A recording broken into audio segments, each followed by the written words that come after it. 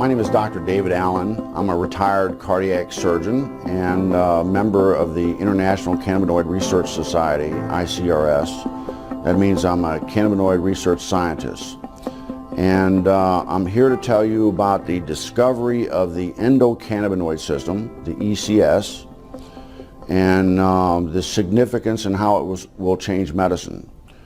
And we discovered the endocannabinoid system about 30 years ago, and we really didn't understand the significance of its discovery.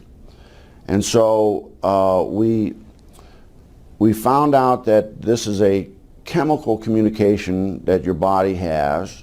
It's not electrical, it's chemical, and it's kind of like the hormone systems that people are familiar with. And your body makes these cannabinoids. They're endogenous, so they're endocannabinoids, and they perform some miraculous functions in the body. And we're just learning the significance of these functions. And basically, the endocannabinoid system is responsible for homeostasis. Most people don't understand what that really means, but it's the body's ability to maintain itself and function in the proper environment. And so it's critically important that that doctors in the future understand this control mechanism. And we're finding out that that manipulation of this endocannabinoid system will control diabetes. It controls cancer. It controls whether you can survive a heart attack or stroke. And so this is critically important for doctors to understand this new science.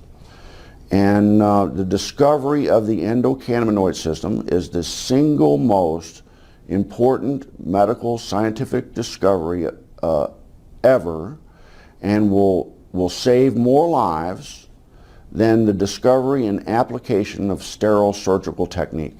And I'm a heart surgeon saying that.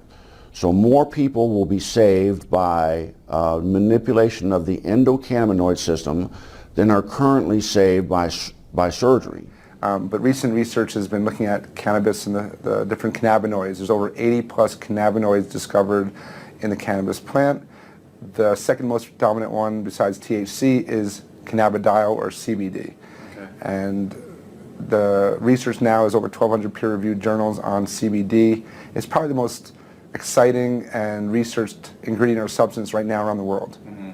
It doesn't have the psychoactive or high that is associated with THC, but it has a tremendous amount of other benefits, including research shows anti-seizure, anti-epileptic, which is why it's gotten a lot of popularity. You deal a lot with children with seizure disorders, and they're getting benefits from this plant in a safe, non-toxic way versus all these drugs that typically don't work. Mm-hmm. And there's neuroprotective benefits, so you see a lot with concussions and the NFL. There's a lot of research being done now mm-hmm. with chronic traumatic encephalopathy or chronically banging your head a lot.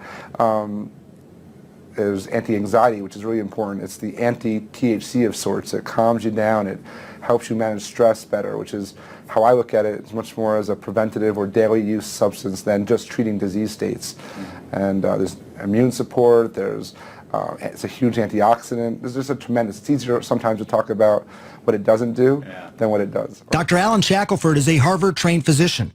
He's also among a handful of doctors in Colorado who give prescriptions for medical marijuana.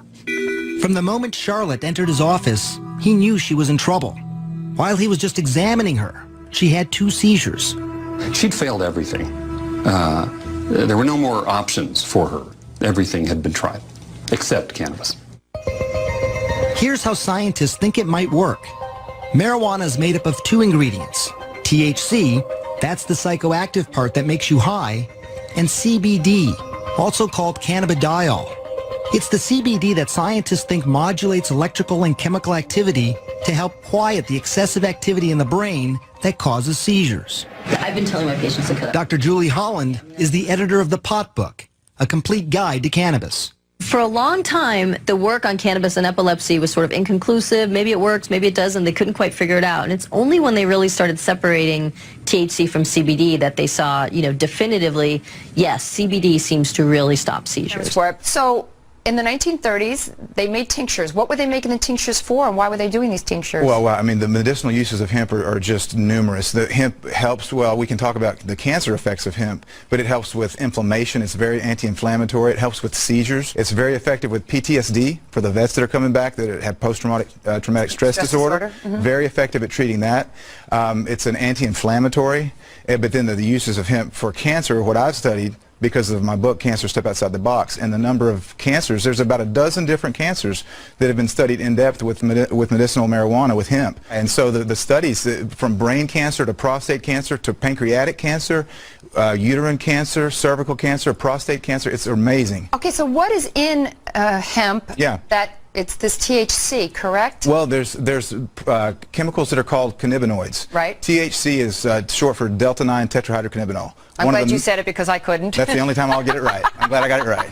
So that's the one, THC is the one cannabinoid that everyone's familiar with. That's the one that's psychoactive, and that's the one that gets you high if you smoke it. Okay. But there's other cannabinoids. One is called CBD, cannabidiol, and it's very medicinally used. There's no psychoactive component of CBD. So what do? Extract these and make tinctures, or you can make tea out of? You can make tea. You can eat it. It's a great superfood. You're into raw. A lot of people use raw hemp in their superfood. Well, do you get high off of hemp if you eat it as a superfood? No. Well, or just the seeds. You've got to heat the THC to make it become psychoactive. So people that eat the plant, they put in a smoothie.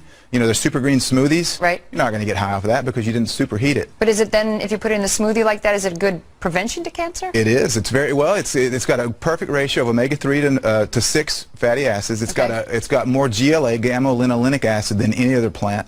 So it's got some really great fats. You're well aware of the importance of good fats in your diet. Yeah. So hemp has it's a perfect superfood to eat, but it's also medicinal. I just never understood why hemp had gotten such a bad rap, and now I understand that it was really politically motivated by somebody who owned basically trees and didn't want to be in competition with the hemp to make paper.